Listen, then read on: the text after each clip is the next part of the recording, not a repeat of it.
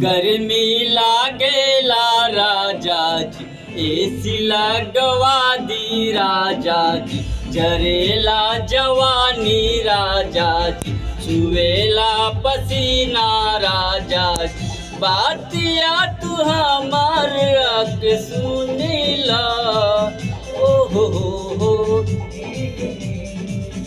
जलवा के बिना जैसे मछरी तड़पे, वसही मोर दिलवा धड़के हो। जलवा के बिना जैसे मछरी तड़पे, वसही मोर दिलवा धड़के हो।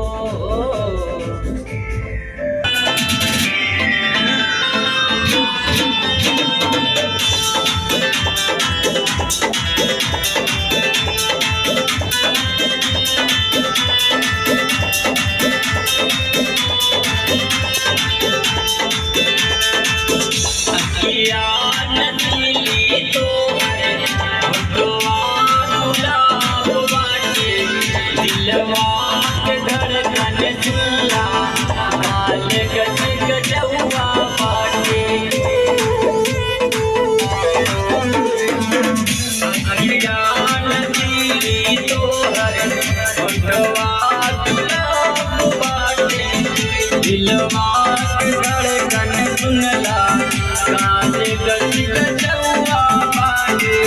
करेला मन तन जोगे, रात भर प्यार करी होई। घर पर कूलर पंखा होई, सबन प्यार करम हो। साफ काले मनवा हारे हो।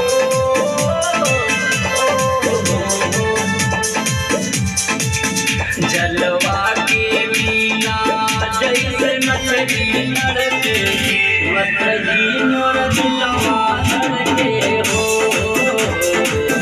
पनिया के बिना जैसे मछली तड़पे, वसही मोर दिलवा धड़के हो।